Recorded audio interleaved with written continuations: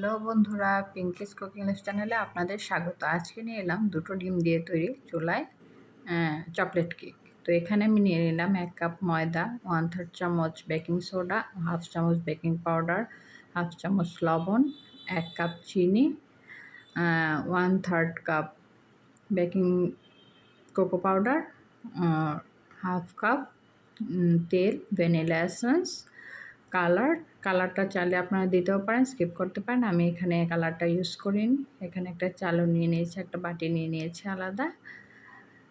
Bitter দিয়ে আমি bit করব।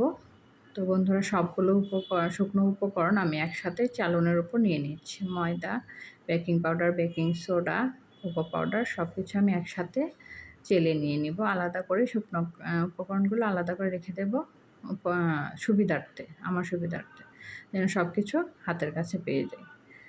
তো দেখুন, সবগুলো আমি একসাথে চেলে নিচ্ছি যেন কোনো প্রকার দলা বা লাম্পস না থাকে।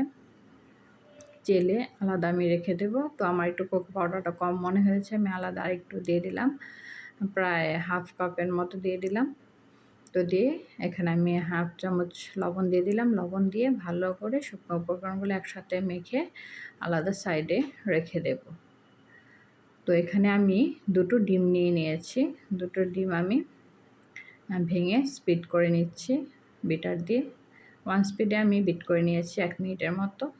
তারপরে এখানে আমি 1 কাপ চিনি অর্ধেকটা দিয়ে দিব, দিয়ে 1 মিনিট মতো বিট করে নেব।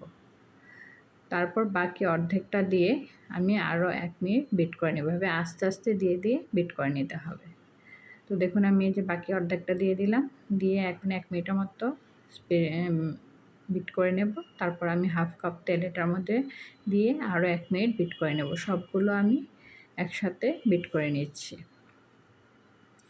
তো বিট করে নেওয়া দেখুন আমার হয়ে গেছে। এখানে আমি কিছুটা ভ্যানিলা এসেন্স দিয়ে দেবো, 1 ফোঁটা, বেশি না, কারণ বেশি দিলে আমার কাছে গন্ধ মনে হয়, যেন ডিমের গন্ধটা না থাকে, সেই জন্য আমি 1 ফোঁটা দিয়ে নিয়েছি। তো এটা দেওয়ার পর আমি ভালো করে বিট করে নিয়েছি। বিট করে নেওয়ার পর এখানে আমি শুকনো উপকরণগুলো অর্ধেকটা করে দিয়ে দেবো। একসাথে সবটা দেওয়া যাবে না, অর্ধেকটা দিয়ে বিটারের স্প্যাচুলাটা আছে, এটা দিয়ে আমি ঘুরিয়ে ঘুরিয়ে আস্তে আস্তে করে নেব, যেন ফোমি ভাবটা ভেঙে না যায়। তো আস্তে আস্তে আমি আস্তে আস্তে আমি বিটারের স্প্যাচুলাটা করে নিচ্ছি। এখন দেখুন বাকি শুকনো উপকরণটা আমি দিয়ে দিলাম। দিয়ে এটা দিয়ে ভালো করে আমি স্প্যাচুলা দিয়ে মিশিয়ে নেব। এটা তাড়াহুড়া করার কিছু নেই, আস্তে আস্তে ধৈর্য সহকারে করতে হবে। দেখুন আমার ব্যাটারটা তৈরি হয়ে গেছে। তো এটা আমি একটা চারকোনা মোল্ডে আগে থেকে ব্রাশ করে রেখে দিয়েছিলাম আলাদা, ঢেলে নিয়ে এখন আমি এটাকে টেপ করছি যেন ভিতরে কোনো প্রকার ছিদ্র বা লাম্পস না থাকে। তো এখানে দেখুন আমি একটা পাতিলে একটা স্ট্যান্ড বসিয়ে নিচে কাগজ দিয়ে দিয়েছি, প্রিট করে নিয়েছিলাম। নিয়ে এখানে আমি চারকোনা মোলটা দিয়ে দিলাম, দিয়ে এটার উপর আমি ঢাকনা দিয়ে ছিদ্রটা বন্ধ করে ঢাকনা দিয়ে কিছুক্ষণ রেখে দেব। 20 মিনিট রাখার পর এই যে দেখুন আমার কেকটা একদম তৈরি হয়ে গেছে। দেখুন কি সুন্দর কালারটা এসেছে, চকলেট কেকটা কতটা সফট হয়েছে দেখুন।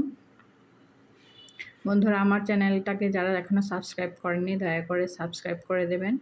লাইক, কমেন্ট ও ভালো লাগলে অবশ্যই শেয়ার করে দেবেন। তো দেখুন আমার কেকটা কতটুকু হয়েছে আমি কেটে দেখিয়ে দিচ্ছি। দেখুন কতটা স্পঞ্জি হয়েছে, চকলেট কেকটা দারুণ হয়েছে, কালারটাও সুন্দর এসেছে। তো বন্ধুরা, আপনার বাসায় তৈরি করে দেখবেন কেমন হয়েছে। তৈরি করে অবশ্যই আমাকে কমেন্ট বক্সে জানাবেন। তো সবাইকে রেসিপিটা দেখার জন্য অসংখ্য ধন্যবাদ। আজকের মতো এই পর্যন্তই। সামনে আবার অন্যান্য রেসিপি নিয়ে চলে আসবো আপনাদের সামনে। আজকের মতো বিদায়।